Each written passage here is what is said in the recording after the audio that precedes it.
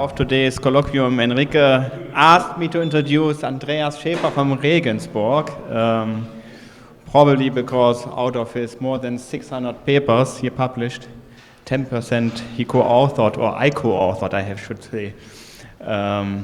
Among others, one of the most cited papers he has, which is a reflection of our common interest, quantum field theory, and especially QCD. So Andreas has worked on many of the important questions in QCD, on nuclear and hadron structure in general, and the question of from where comes the spin of the proton, how many strange quarks do we have in the proton, what is the multidimensional structure of hadrons, for instance, cast in terms of generalized parton distributions.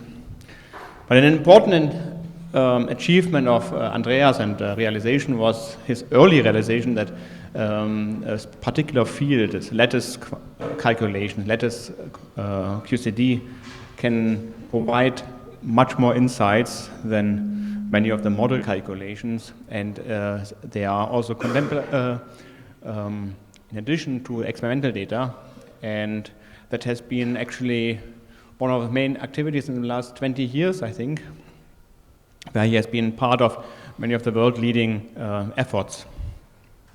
Now, Andreas started his career in Frankfurt. His talents and achievements have been recognized early on. He got a fellowship at Tolberg, fellowship that which brought him to Pasadena, to Caltech. He got also the Heisenberg Prize and the Hess Prize in Germany. When he came back to Germany, first to Frankfurt, and I think then directly to Regensburg, where he has been a professor for the past 25 years. Yeah. So, and his expertise, of course, also didn't escape many of the scientific committees. He worked for the German Ministry for the Research and Education, and important in the partnership of advanced computing in Europe. And today he will tell us about his more later activities about decoherence and thermalization of SUN gauge theories. So Andreas, the stage is yours. Thank you very much for this friendly introduction. I'm very happy that there are so many students here. Yeah?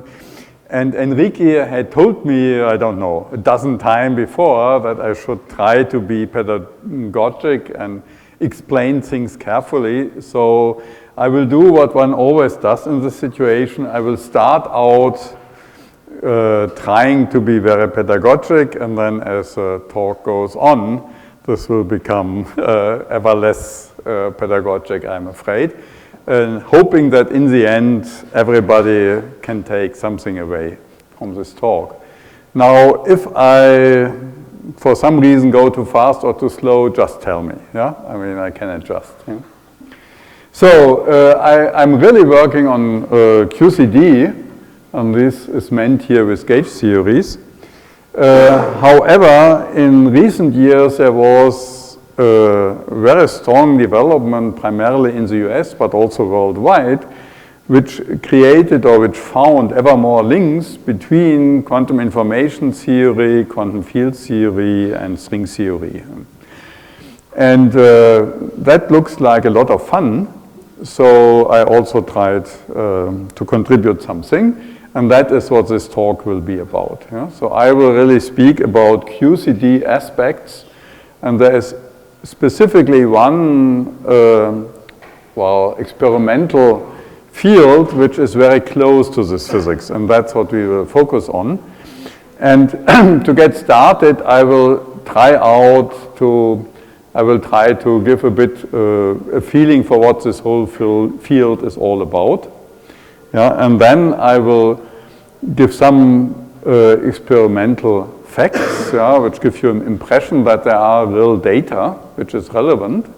So it's not this purely theoretical stuff, but there's real physics behind it. And then it becomes more and more theoretical, yeah. But that will be the later part of the talk. I mean, that will be ADS-CFT duality. And then I will discuss a specific example where we have simulated quantum computing on classical machines, yeah, for one specific question, namely whether SU2 in this case or SUN gauge theories in general show what is called eigenstate thermalization hypothesis. If you know what that is, then you are advanced, and I hope you will enjoy the last part. If you don't know, it's also not such a problem, it's only the last part, yeah? So, therefore, let me get started now. So, this name of this great initiative is either ADS-CFT duality or it from qubit. And let me explain this it from qubit a little bit. There was a famous general relativist physicist, John Archibald Wheeler, and at the end, or towards the end of his career, he tried to change completely the language of physics, namely to really discuss physics completely in terms of information theory. And therefore, he oops, that is not good. One moment.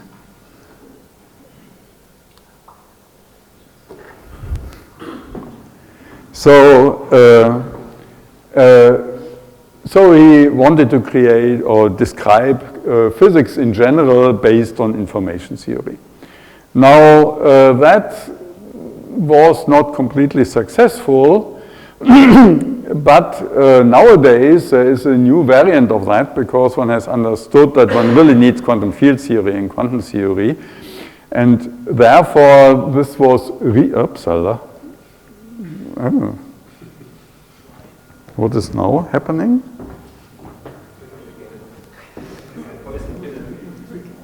This thing here is...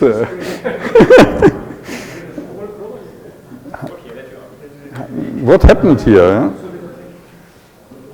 Do you have an idea what happened here? No.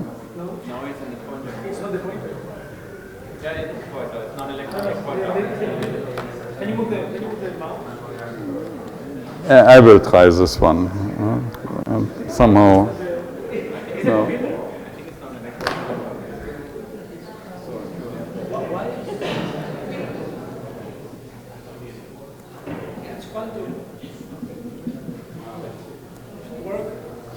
I will never touch this thing again.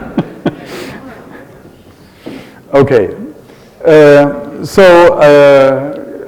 There are many big questions going together with that.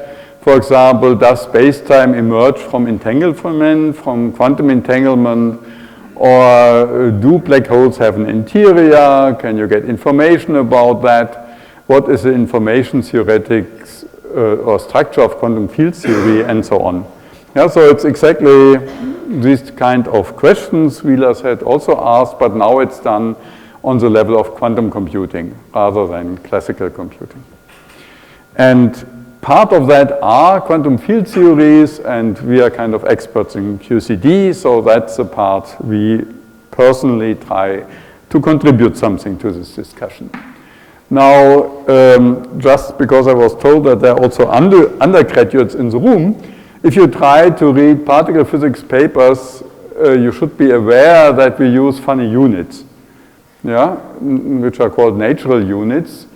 The point is that if you express quantities you have in terms of normal kilogram meters and seconds, you always get these enormously large or small factors in here, and therefore people use units which are more adequate to the problem, such that you can have some intuition for what's going on. Yeah, I mean, when you have a number and it's either 10 to minus 31 or 10 to minus 30, it sounds like the same stuff.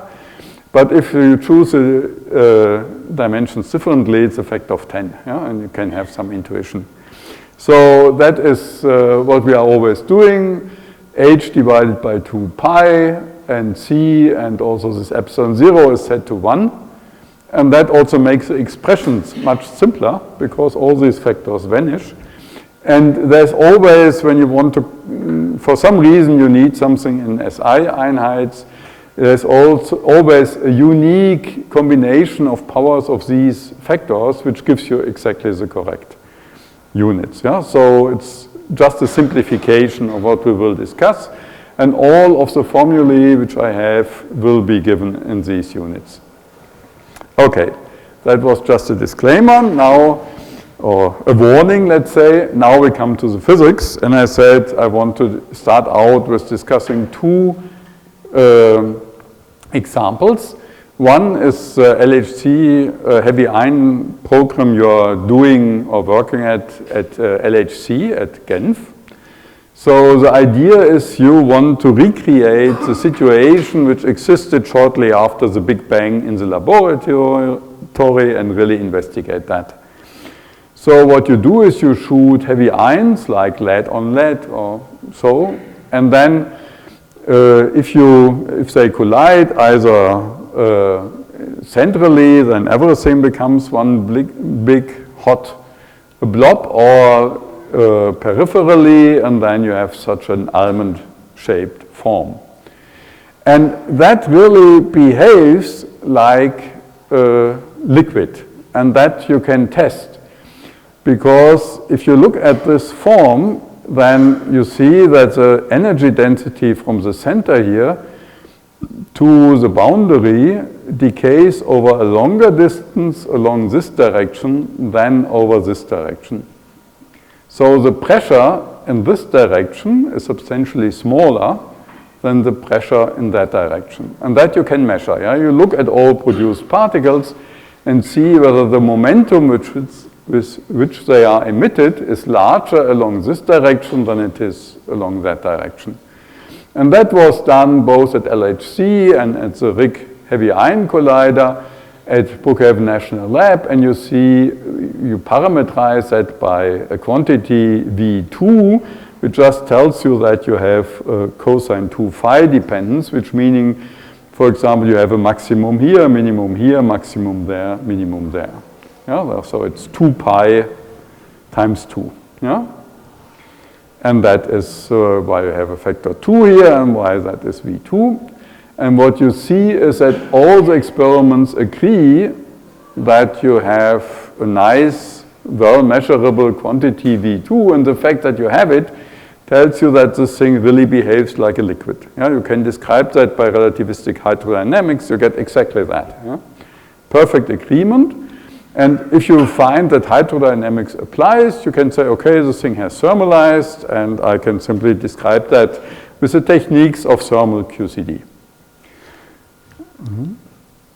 And however, if you think a bit longer about it, as usually you find that this cannot be true. Yeah? One point is, for example, that these heavy nuclei, they are not uniform balls. Rather, the energy density, because there are only a few hundred particles in there, shows strong fluctuations. So that's how really such a nucleus look like. Yeah? It has really 50% fluctuation, large fluctuations. And if two of these pancakes collide, you can see, for example, you can collide a pixel on the one side with a small energy density with one with a high energy density coming from the other side. And then the whole system will have a strong longitudinal movement, meaning a large Lorentz boost. If that's symmetric, you do not have a Lorentz boost, and so on. However, now, the time it takes to really reach the thermal equilibrium will, for these some pixels, be extended by time dilatation by this large Lorentz boost, and for others not. So how possibly could you get a uniform thermalization of this full blob? Yeah? When in reality it consists of so many small pixels, everything having a different, or each of them having a different time scale for thermalization. So that is a question. And there's also a fundamental problem. QCD is a unitary, or has unitary time evolution, meaning it is time reversal invariant. And that means you cannot produce entropy. Yeah? Entropy is always growing or staying equal with time. But if it's time reversal invariant, there's only one possibility, namely entropy stays constant. However, if really this plop of quark-gluon plasma you produce is supposed to be thermalized, then it must also have thermal entropy, I mean, adequate to the situation, but that cannot be produced. In reality, what happens is, you do not lose any information. Yeah? Normally, when you thermalize, you lose information. Yeah? It's everything just described by one number, which is the temperature. However, if you make a time reversal, you run the film backward, then these products will all come together again to form this glue ball and then evolve into the nuclei which fly apart. So you do not lose any information, and therefore this whole idea that this should be thermal looks like unmotivated. But still, as I showed the first experiment, it's a perfect fit of experimental data. And that's only one of the many puzzles which you realize if you look at that in detail. I should say that you have tons of data. There's especially one experiment, which is ALICE, which detects primarily these heavy ion collisions. And they really produce petabytes of data also. Yeah? So you have all the data you want, as you saw for this V2. You have an extreme experimental precision. So it looks, for most probes, absolutely thermal. And that is stressed here. What people have done is they have taken data from ALICE and simply looked at how many of all of these possible particles they produce. Yeah? These are the lightest particles like pions, then come kaons, phi, proton, antiproton, and so on, up to things like anti-helium-4. Yeah? And what you find is the heavier they are, the fewer of them you produce, but all of that can be fitted perfectly just by having a thermal distribution with this extremely precisely given temperature. Yeah, and you see data is in red and black is a prediction of this very simple model, and that agrees over 9 orders of magnitude. So you would normally say, if that is not proof of thermalization, what do you demand? However, again, if you look in details, that cannot really be. Because there is, for example, here a funny state, which is hypertriton, that is a bound state formed by one proton, a neutron, and a lambda particle. It's an extremely loosely bound state, which means the binding energy is only 0.4 MeV, while the temperature is 156 MeV. So you would think that normally this should dissolve instantly, or that meaning the rate should be suppressed. Where you have to know that these heavy ion collisions take only a short time, typically like 10 Fermi over C, which means that you have, from the uncertainty principle, you have Fourier components of order 20 MeV, much larger than this binding energy. And furthermore, these systems, because they are so loosely bound, they are larger than a lead nucleus. So they don't really fit into the system. So the production should be suppressed. Still, you find that it's as good a fit as all the other. So something must be completely wrong. Something is missing from your understanding. So just to say this shortly, you have two possible ways to look at that. You have hundreds, really, I think even thousands of experimental measurements which seem to show this thermalization. And at the other hand, or on the other side, you have very general arguments which tell you that this cannot thermalize. And this is actually explained by these information theoretical understanding, I would say.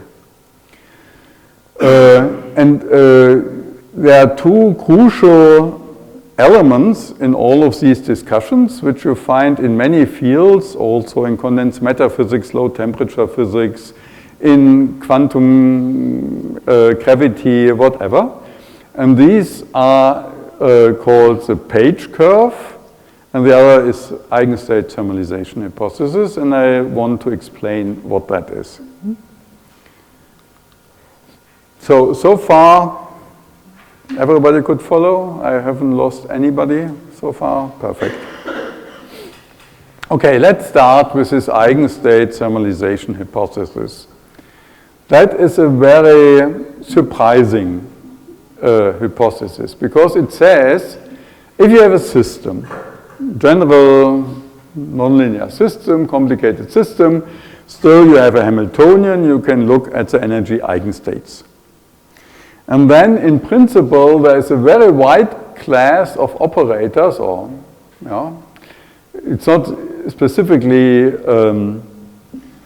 specialized or defined, but it's supposed to be a very, very large class. So nearly every operator has a property that if you look at the matrix elements between two energy eigenstates, it has this specific form, where this here is just a thermal distribution. And these here are smooth functions, and that is a random matrix, and that was established long ago, that many highly nonlinear systems, and QCD is an extremely nonlinear system, probably the most nonlinear which there is, then it is often a good approximation to approximate the real Hamiltonian just by a random matrix, a matrix where you just take random numbers, random entries.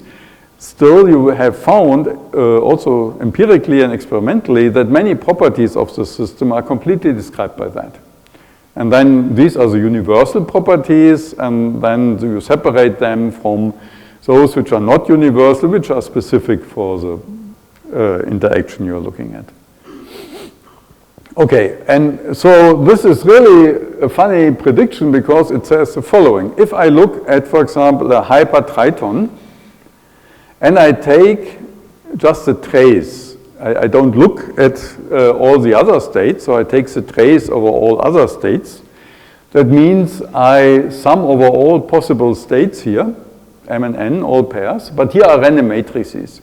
And if you have purely random numbers and you sum over many of them, you get 0. They always average out, and therefore you are left with just this diagonal contribution, which are just probabilities, and they are just looking like thermal probabilities.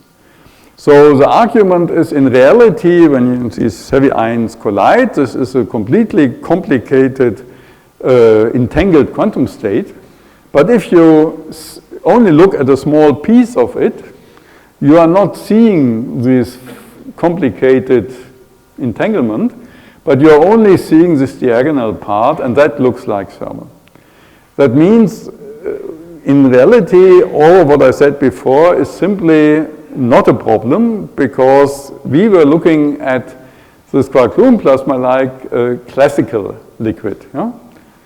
However, in reality, everything is entangled, and that means, for example, this causality has a different meaning, because far separated states are entangled. It's like this Einstein-Rosen-Podolsky paradoxon. You have two photons flying in different directions, but they are nevertheless entangled. Okay, and that this is true, one can actually see in experiments, and now I have to speed up a little bit. So what people have done in this very nice experiment is, by having interfering laser light, they could create many potential wells here, just an array of potential wells, and they were able to put one rubidium atom in each of them at low temperature. They prepare that. And then actually they prepared here 6 rubidium atoms in these minima and 6 others there. And if all the barriers are high, these are nicely separated. However, then what you can do, and then obviously you have this starting configurations where in each of these minima you have exactly one of the atoms. Then what you can do is you can lower only these potential barriers, and then these atoms can tunnel, yeah, from one minimum to the next. And you will get a distribution. Yeah? I mean, in total you still have six atoms, but it can be that with a certain probability in one minimum you find, for example, 3. Yeah? And then you get a distribution like that, which, if you are very optimistic, should remind you of a thermal distribution. I mean, with just 6 atoms, it's a bit difficult to get a nice thermal distribution. If you have more, this becomes closer. Okay, so that looks then like a thermal distribution. However, you can do more. Namely, you can superimpose potential such that you get here a double well potential, and then you know in a double well potential you have symmetric and antisymmetric states, so you can actually make sure that the lowest state is a symmetric state. And that means that you have a double well, you have equal probability to find a particle in either of them. Which means what you really see here is you get a product of the density matrices of these two states. However, these quantum states are exactly the same. Yeah? There are just 6 atoms sitting in exactly the same potential wells. Yeah? And therefore, the quantum state here, which is a quantum superposition of many possible distributions, but it's exactly the same superposition here and there, all of them being described by the density matrix. So then here you get something which is proportional to the density matrix squared. Yeah? So needs a particle in both, get a particle in both of them. And the trace of the density matrix squared, that is a purity. Yeah? That is 1 for a pure quantum state. Meaning that to the extent that this here is true, what I said, and this is really in a pure quantum state, this measurement should go up to 1 here. Yeah? And okay, I mean, it's not really 1, but as good as you can reasonably hope for. Okay, so probably I have to speed up a bit. And then you can actually do something more to look at that, yeah? Namely, you can look at the entropy here. I don't go into the exactly saying what kind of entropy. It's called here Rényi entropy. Anyway, yeah. So it's a entropy which goes with logarithm of this trace rho a squared. So if that is 1, this goes to 0. Yeah, if you have a pure state, that should go to 0. And if you have a mixed state, you get anything. Now, if you take only one of these 6 minima, that's like before, yeah? You take the trace over all these states, and then actually you see some entropy, yeah? As you would expect for a thermal state. If you do the same with 2, then you get twice the entropy, yeah? If you do it with 3, you get 3 times that. Yeah? It's all fine. But then, if you continue, all of a sudden this thing goes down again, and if you look at the complete system, you are as good as experiments are at entropy 0. I mean, it's never, in real experiment, never exactly 0. But obviously it goes first up and then down. That is a Planck curve. Yeah? If you have entropy of a system and you look at part of that, it looks as thermal entropy. But then, if you look at the whole pure quantum state, you see that it's not thermal. Yeah? But that's a pure state, and therefore the entropy is 0. Okay, and that occurs in exactly the same way also in black hole physics. Yeah?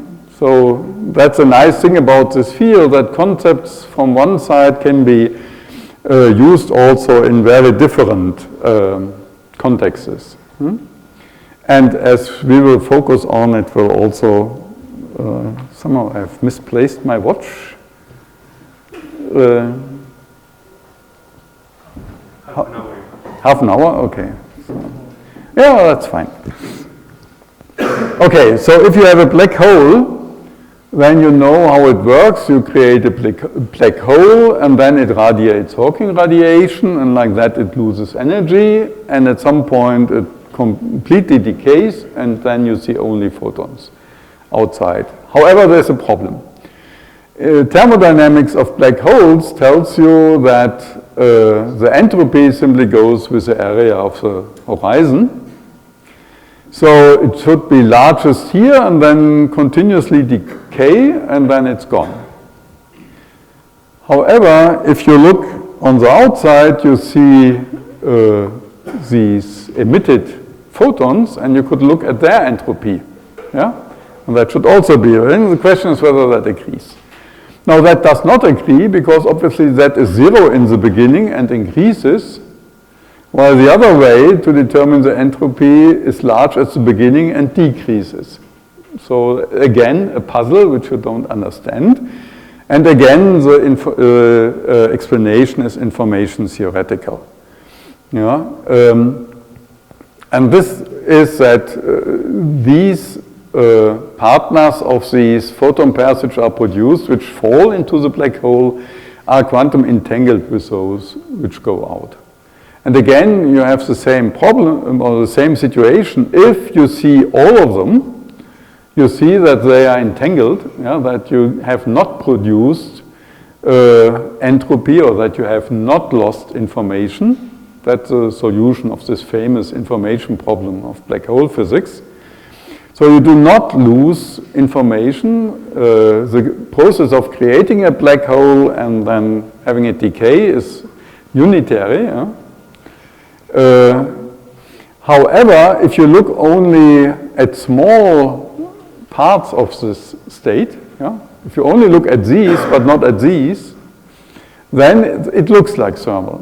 And therefore, indeed, Hawking radiation looks thermal, but only because you are not looking at these. And if you would wait forever and then look for Bell uncertainty correlations between these zillions of photons, which over whatever billions of years came out of the black hole, obviously completely impossible to do any experiment, but then you would see that this is a low entropy state. Okay, and I will not discuss that. That is a Penrose diagram which says something to those who know and otherwise is extremely difficult to understand. Yeah? So here's a problem again. I said if you look at the surface of the black hole, you would assume or you would conclude that the entropy starts out large and becomes 0. If you look at the photons outside, they are 0 and becomes large at the end. Now Page argued that this here is a correct curve. It first goes up and then it goes down again. Yeah? If you look only at part of the system, then it looks thermal, yeah? Just like that. But if you look at more photons, then you see that they are all entangled and the entropy goes down. Okay. And there are lots and lots of theoretical developments in this direction. But that is a Page curve, and that's the same which people had seen with these low temperature atoms, yeah, as I showed. And the question now is whether the same is also true for heavy ion collisions. Yeah? And that's what we are going to test. Now, before doing that, because I'm always afraid that what I say might be completely ununderstandable, let me start with something which is a very basic toy model. Yeah? Simplest possible way to understand how this goes. We are interested in understanding the ergodic properties of SUN gauge theory. And there's a simple way to discuss that in terms of what probably all of you know, that is the famous butterfly effect. When you have can also be a classical highly nonlinear system, then distances between states in phase space grow exponentially. And the exponent there is a Lyapunov exponent. I think you have heard all of that, yeah? And therefore, if you have a system in two slightly different states, they become exponentially more different over time. That's what is contained in the butterfly effect. Even if you make a very tiny modification, then this will blow up exponentially with time.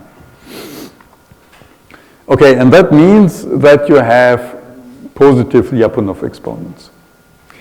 On the other hand, you have the Liouville theorem, also valid for the systems, and that tells you that the phase space volume is constant.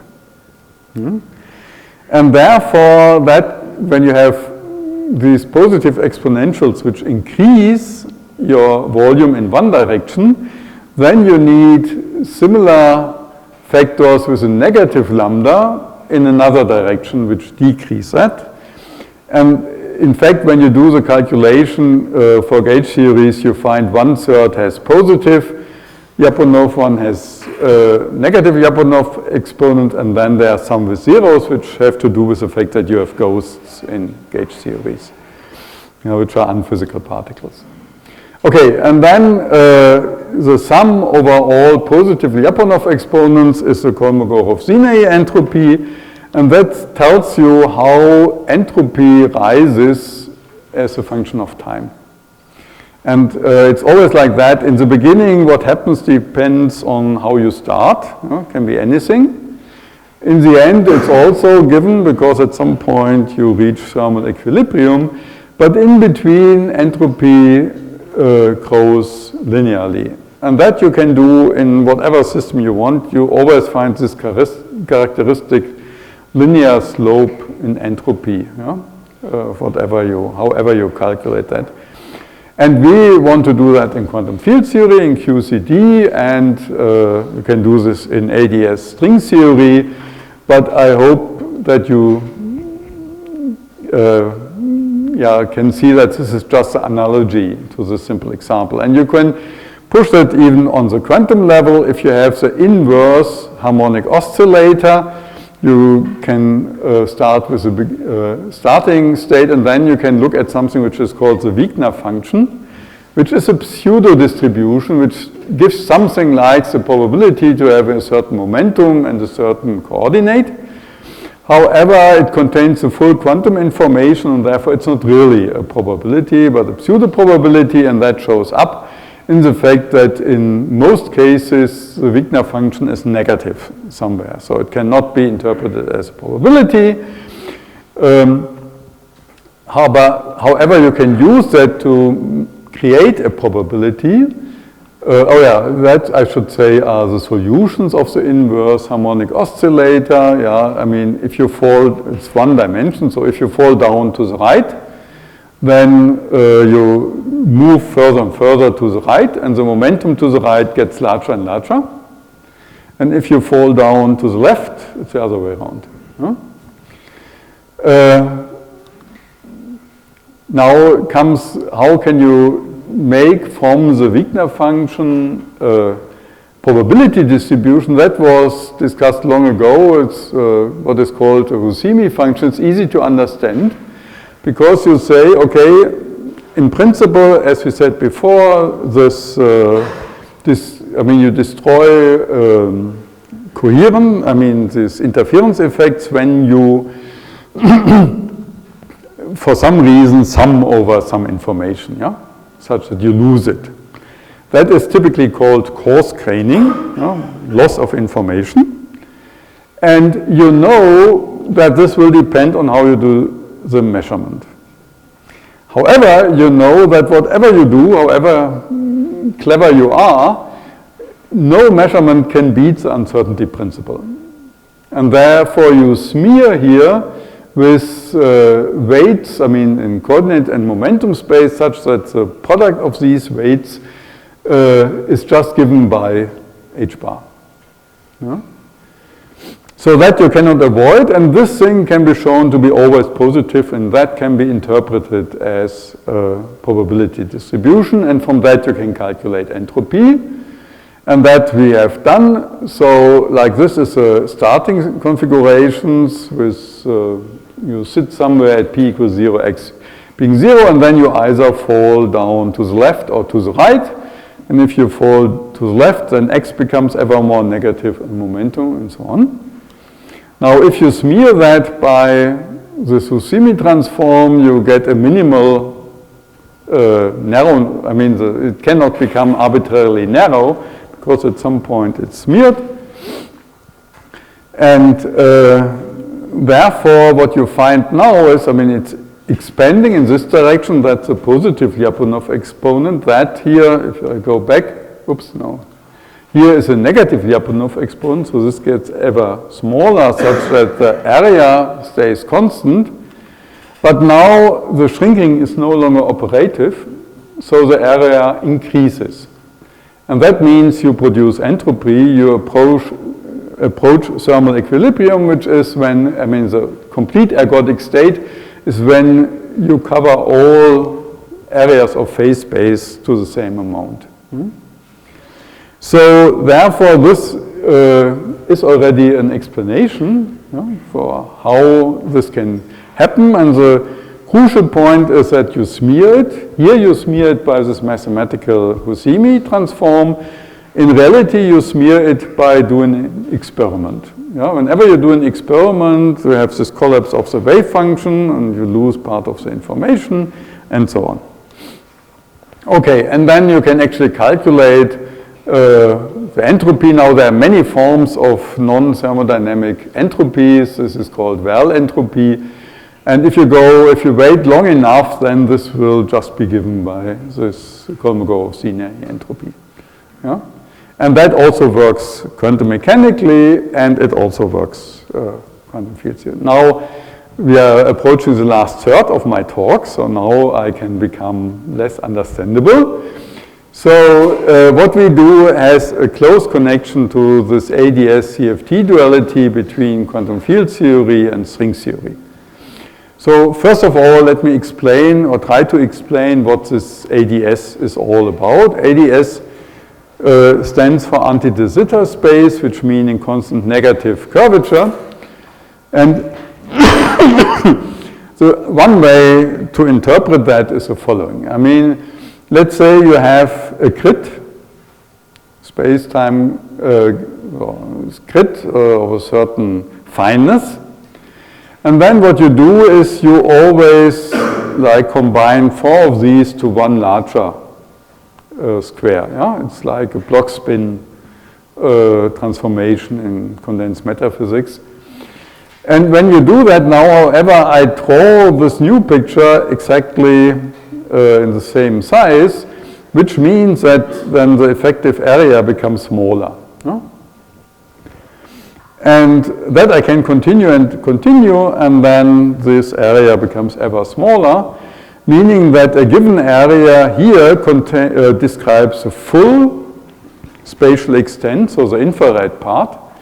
And if you go here to the fine discretization, then you see the ultraviolet part. So that means you change the scale at which you look at the theory, which is called a renormalization group evolution, when you change the scale. So therefore, you plot in this direction the renormalization group behavior of the theory you are looking at, the quantum field theory you are looking at. Now, that is in general difficult. I mean, that gives you a geometric translation of the renormalization group equation. Yeah? I mean, if you have different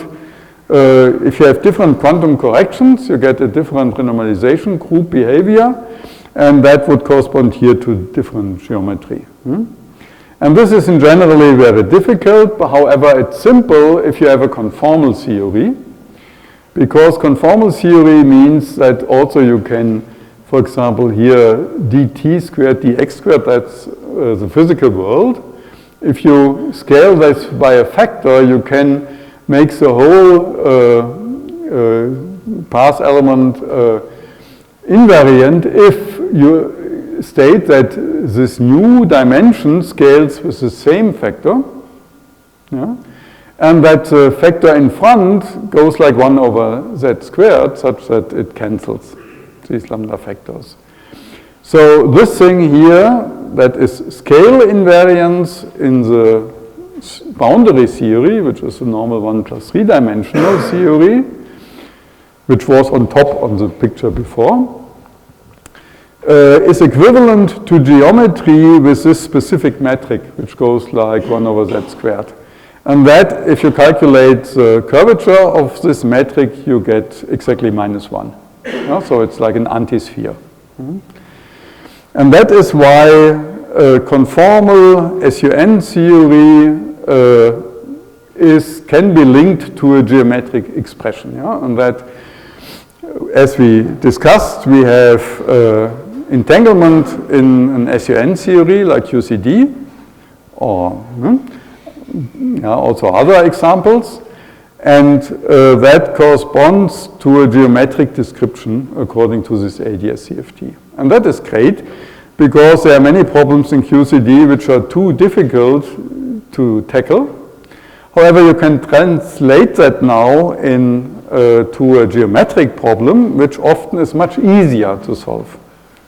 Yeah? And the other way around. And therefore, both communities, the string theory and the quantum field theory people, they are extremely happy, because there are problems which for decades nobody could solve, which now you can translate magically into a problem which is solvable. And okay, then that means that also this heavy ion collision, which we had before, has a geometrical interpretation. And this interpretation is that when this thermalizes, this is equivalent to the formation of a large black hole.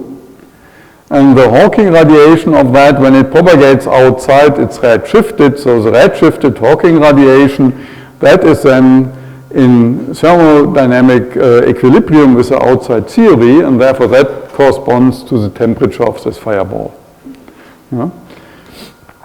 Okay, now that is all great. The problem is that QCD is not conformal, it's not supersymmetric, it's n equals 3, not n equal infinity. So people might ask, why should I care? And then, however, people have worked a lot to show that all these differences don't matter. And this is an example from lattice QCD, that's from our group. That was together with Marco Panero, that addresses the questions whether 3 is close to infinity.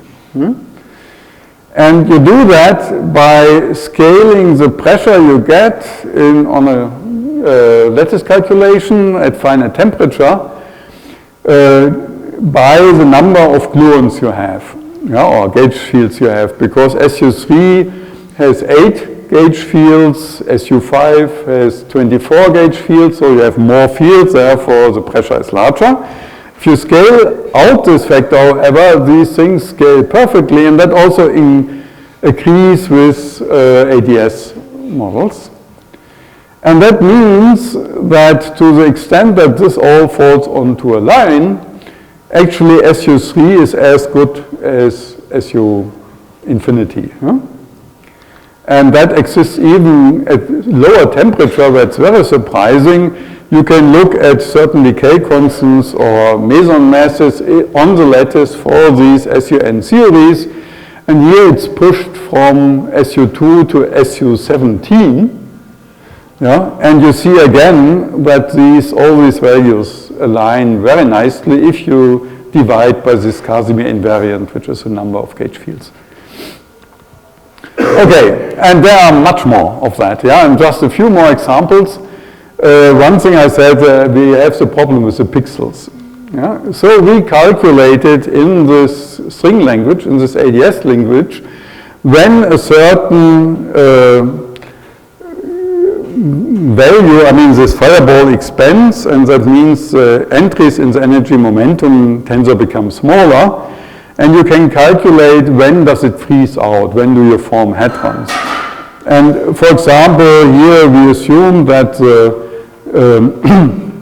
difference between the energy momentum tensor in this ADS calculation and the energy momentum tensor which you would expect from pure hydrodynamics, which you have shown, or which you have seen applies perfectly, when this becomes smaller than whatever, 15% or something.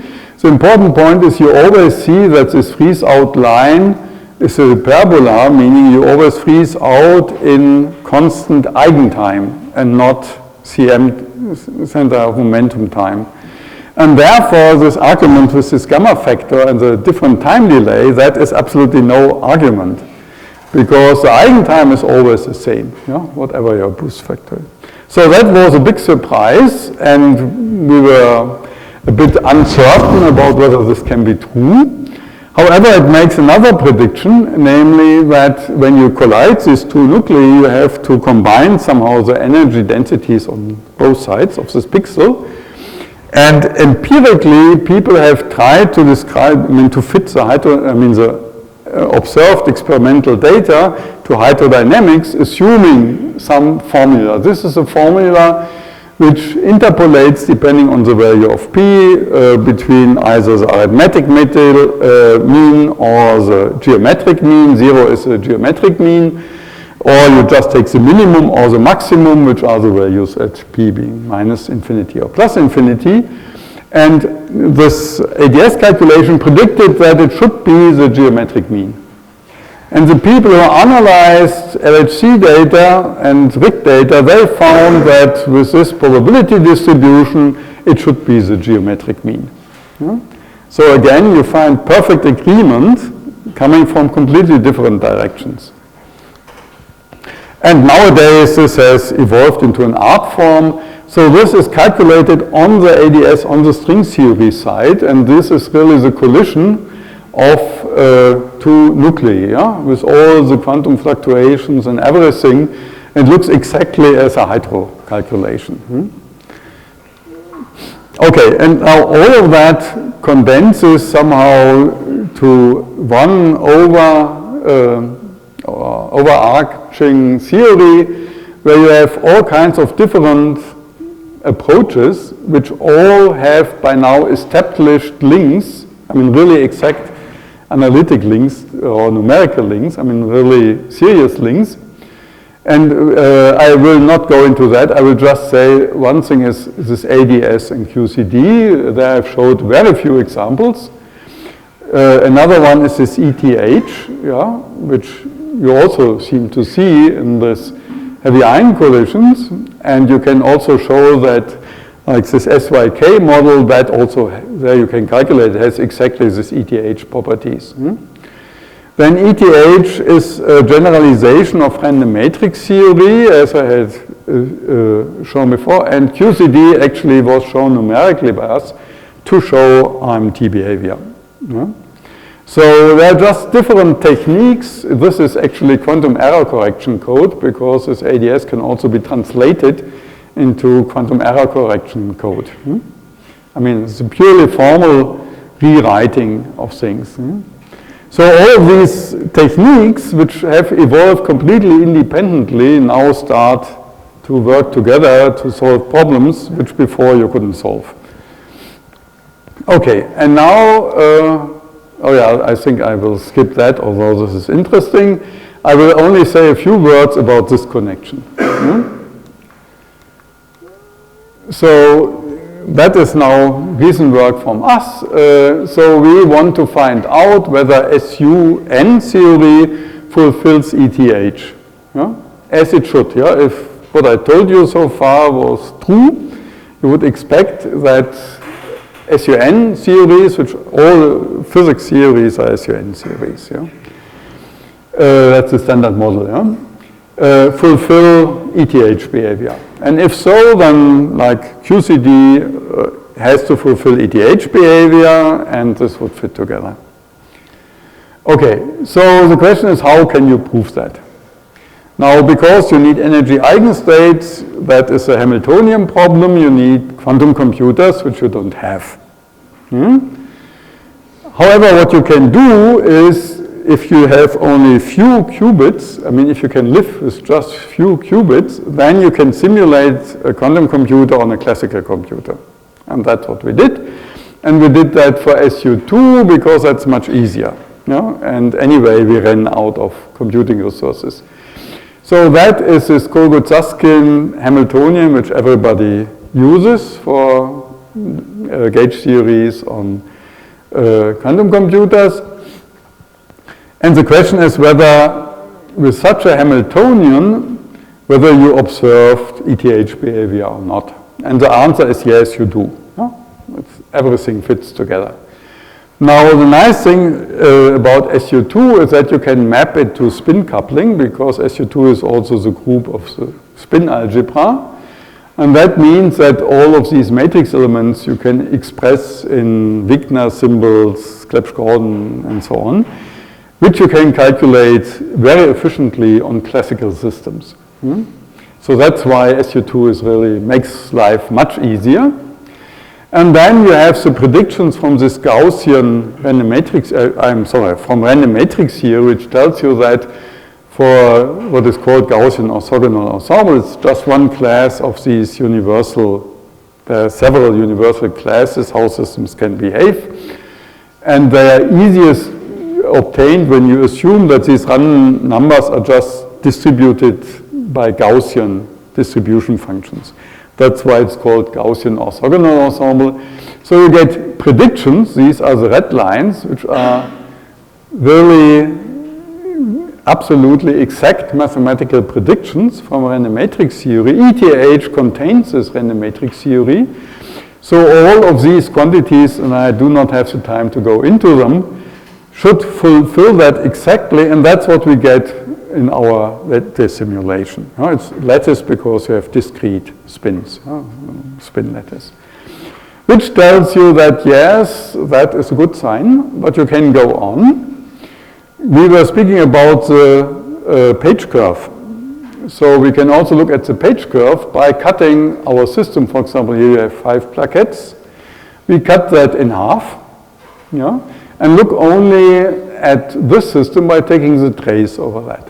That we can do, and then you would expect that if you look at high enough excited states, like here, that's a higher excited state, you would expect that it shows this page curve. It should go up and then should go down again. And that typically it always is symmetric. Is here, that is actually the no cloning theorem.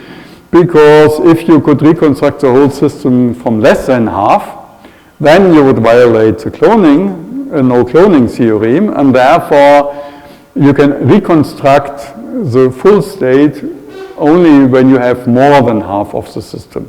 That means this fact that the things are entangled, you only see if a system becomes more than half. And as long as it's smaller, it looks thermal. And that means the entropy goes up, and then after half the system is looked at, then it starts all of a sudden to fall down again. And if you go to very low energy, actually you see that is also predicted theoretically, a transition from what is called volume scaling, which is a normal thermodynamic scaling, to area scaling. Again, I mean, without going into detail, that fulfills exactly the expectations.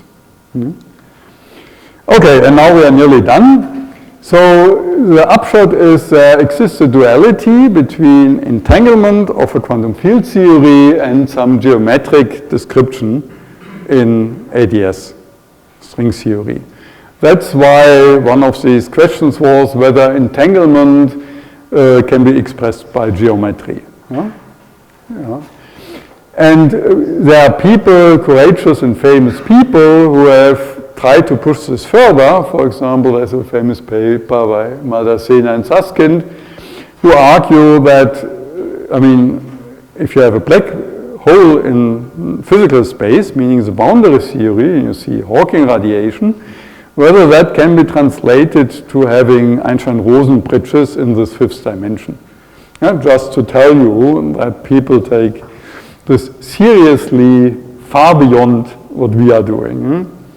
Okay, so that was it. The conclusion is, so this ETH and all these ideas about decoherence and so on, these are things which occur in many, many different fields, as I have tried to illustrate. It looks at first sight completely unrelated, but it can all be related by this information theoretical description. And that's what is meant with this it. It is everything, from qubit. But this is really the language which unifies many fields. Now, we are experts for QCD, so we look specifically at heavy ion collisions. That is also very nice, because one of the problems in all the experiments is to have a really isolated quantum system, which has absolutely no interaction with the outside world in these, like with this rubidium atom experiment. It's extremely difficult to really isolate it from any contact to the real world. Heavy ion collisions take place in the ultra vacuum of the LHC beam pipe, so there's really nothing around, even less than in the outer space also. And it hits the first detector after the things have passed, I don't know, a meter over C or something, while the time it takes is only something of the order of 10 Fermis over C. So there are 14 orders of magnitude in between. So it's as well isolated as it possibly can be, and you have an infinite amount of data. So that's why we think that's a very good system to study this. Okay, then I said there are many different techniques, and somehow all of them provide little pieces to a puzzle, and if you bring everything together, all of a sudden it makes sense. Exactly, and part of that is quantum computing, as done here in Bilbao, and that is the ultimate aim, to describe this really on a quantum computer, which then hopefully would also allow you to go to larger systems and treat all of that exactly. Okay, thanks a lot. Thanks.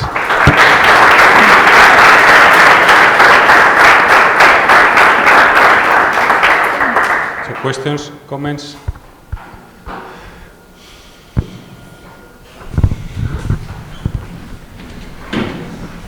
Even though you prepared me so that I wouldn't ask some questions along this, one of the things that perhaps people don't appreciate is that quantum chaos is much harder to get than classical chaos. If you have the classical system that is chaotic, and you quantize it, it need not be chaotic, okay? So the quantumness washes out quite a lot of the, and that's why finding some kind of how to measure that it is chaotic is problematic. And that's the thing about the Lyapunov exponents and what have you, and that's what the mixing is going to. And then, by the way, I have just checked again that the Val entropy of the Hashimi is, I mean, I have actually computed it now again, so that's fine. But I do have a problem with that one. So that's a measurement of how much you can grow, you can mix in such a system, some kind of mixing. It's independent on the actual scale at which you measure. It's actually, no matter what the Hashimi function you get. So there are many red herrings along the way. How do we know which Lyapunov exponents, which measures of mixing, which measures of going towards hydrodynamics, going towards a thermal, how do we sort of make sure they are right with the spectral form factors, or how do we cross-check, which is, I think, part of what you were hinting at, that some supposed measure of classicalization, quantization, chaotization indeed holds water. How do we do the cross-checks, or what should we be looking for? Yeah, say a lot of things, so let me start out with some parts of that. I mean, first of all, we are really speaking about SUN gauge theories. SUN gauge theories are very, very special theories. Yeah? You are not looking at many different systems, but they are all of the same type. For example, when we started out, we looked also at classical SUN Yang-Mills theory, and you find that on the level of classical chaos, it's the most ergodic, Anisov, whatever system you can possibly have. Yeah? So it's extremely ergodic. And so it's really not a typical system. And also that in principle it's right when you have many systems, and the relation between classical ergodicity and quantum ergodicity can be a very complicated one. For these theories, it seems to be simple. I mean, we have calculated like this slope of entropy. Also, for example, in ADS theory, for actually millions of starting configurations, and we found that it scales exactly with the same slope. In this case, really, that seems, I mean, in principle, you are right, the meaning of these funny entropies, I said there are many different ways. That is always up to dispute which is really the thermal entropy. It wouldn't have to agree naively. But it seems that for SUN it does. It seems that this is just a very special theory. Okay, now I lost most of the other points. Yeah, I mean, here, that's what we are doing. We look at this from completely different angles, and if you get the same picture, then you think that probably, there is, or this is confirmation of all of these different views. But, I mean, nobody can really solve that. But even today, nobody has shown that ADS-CFT is really mathematically correct. It's still called a hypothesis. There is very much support by now that for a strictly conformal n equal 4 supersymmetric theory, it is indeed valid. But then that is not nature.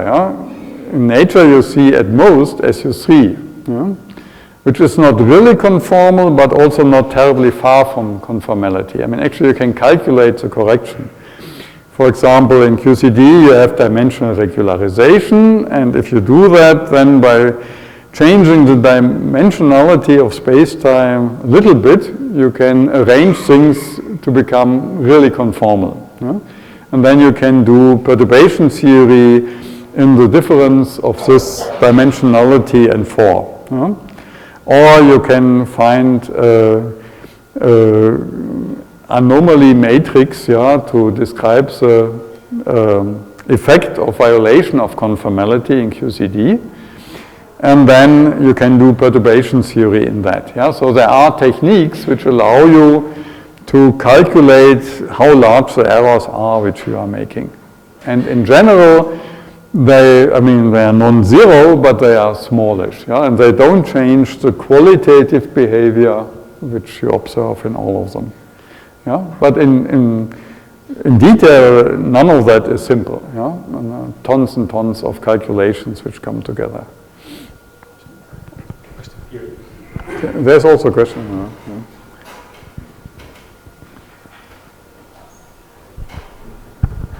Hello, thanks for the talk. I think that actually struck me was the fact that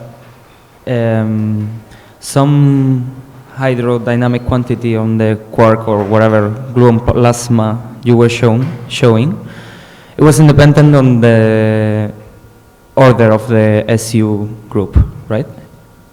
You show a plot in which you show many curves. Yeah.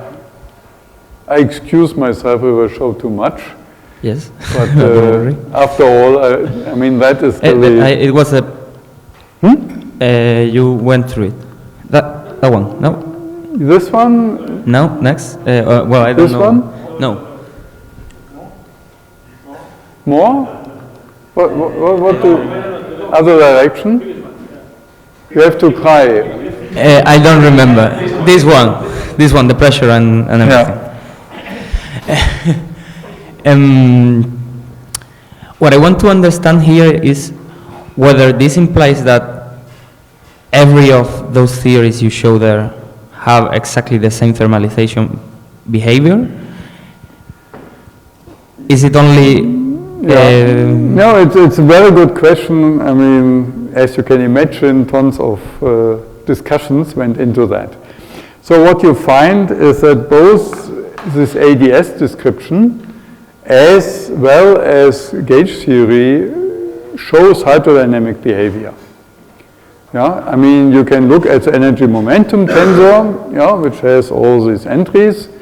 And actually, I don't have the plot here. What you see is that hydrodynamic behavior is something like a fixed point. So you start with any kind of contribution, but each of them very soon develops energy momentum tensors which look hydrodynamic like.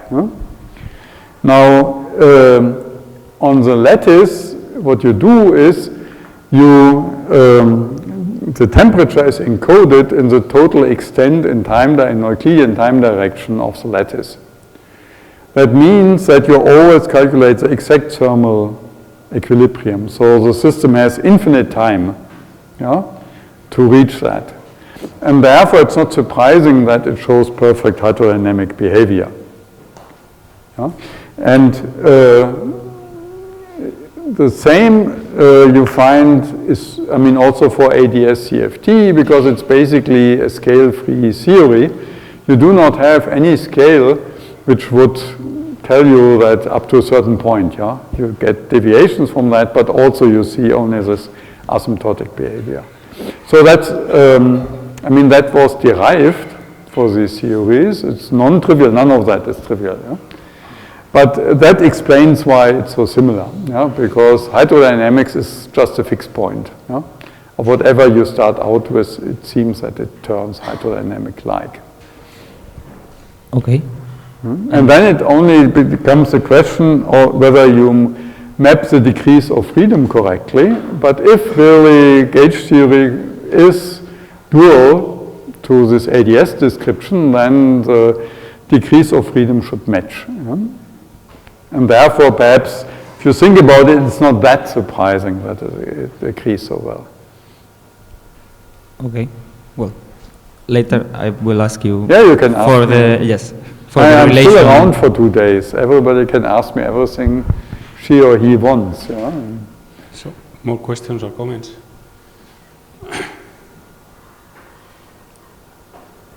So I have like a question or comment about in general what you are mentioning. So you start with this experiment of these collisions of these two ions, heavy ions collisions. Yeah. So the starting point is a pure state. The evolution is a unitary evolution. And then, in principle, if we follow a pure state with a unitary evolution, our state should be a pure state. But let me finish the comment, and then there is another picture that you said. But now we do measurements, local measurements, and we see that the system, our system, thermalizes. It's a thermal state. So in one picture we have a pure state. In the other, we have this local thermal behavior. So to reconcile these both pictures, is that these local degrees of freedom are entangled. There are quantum correlation between these local degrees of freedom and this what makes this the thermalization. Is it correct? Yeah, I'm not sure, but let me repeat it in my own words. So the point is that the system you form, that is entangled. Now, if you look at just an individual hadron, which is, for example, formed here, one of these particles which are formed, that means you basically takes a trace over all of these. And then it looks thermal because that is smaller than half of the system. However, if you would be able to look at the complete wave function, which you can't in this context, but you can for these rubidium atoms, you have, then you would see that it goes down. And you can look at that like we did for a simple system of 5 plaquettes of SU2 gauge theories, because that's also a system which you can still handle. Here you have hundreds of hadrons. There it is not easily visible. And you have to look for exotics like the hypertriton, to find that something is funny. Okay. Another question? If you go back to slide 5, I think. Yes, slide. No, 4. Yes. So you argue that we have nice proof that hydrodynamization works, and so what other data is then needed from LHC to improve our understanding? Well, First of all, I mean, they measure whatever they can measure, yeah? I mean, lately, for example, one was in these distributions, one idea was to look at cumulants, meaning correlations between emitted particles, and that was brought to a high accuracy and also confirmed this hydrodynamic description. I mean, again, there are endless discussions whether there are some deviations or not, but in general, I think it really confirmed these expectations. Yeah, but in generally, people, for example, have also looked at higher flow components like V3, because, as I said, these things here have strong fluctuations. Yeah, they, no, what was it? They rather look like this, yeah? Now, if this is strongly fluctuating, it does not only have like a spherical component or elliptic component, but it has also, statistically, can have some asymmetric component, yeah? Like, what is it, V3 then, yeah? I mean, yeah, which would be like a triangular distribution here. Yeah, and you know how large the fluctuations are. Yeah, you can calculate them. Yeah, actually, we also did that once. So you can predict how large V3 should be, and that you can also measure. It's smaller, but it's with this precision, it is measurable, and here it is. Yeah? That is V3, which are these curves. And this is V4 from Alice and Atlas, which is this curve. And again, it shows very nice behavior. And if you compare that with theoretical prediction, that fits very nicely. Yeah? So also the fluctuations are described correctly and follow hydrodynamic behavior when you have fluctuations and the density. Yeah? Is that enough? Or you want more? Or well, I still don't know what more we can learn from LHC heavy ion physics. Yeah, I mean, here it's a bit the same problem LHC has with looking for beyond the standard model physics. Yeah, everything agrees so perfectly so that you can ask, well, isn't that answering all questions? And therefore, I like to stress things like these. Yeah, I mean, you really have to look for anomalies and exotics, yeah, exotic effects, which are difficult to understand, yeah, unless, I mean, as I said, yeah, I mean, normally you would expect that this thing here, if that would be truly thermal, would disintegrate, also because of the Fourier components of the time development of a heavy ion collision. However, if that is a pure quantum state, nothing is thermalized, you don't have a temperature, so that's not an argument. Yeah, and the thing is entangled, yeah, so that also all these causality arguments like, okay, this has to go from one side to the other side, which is, I don't know, 10 Fermis, and therefore should take at least 10 Fermis over C. None of that is correct. Yeah? Yeah? And yeah? Then you can explain that. Yeah? Because if that is one big entangled system and you look at just a small piece, which is this one hadron type or nucleus type, yeah, then this is your small fraction. Okay. Some final comments, questions?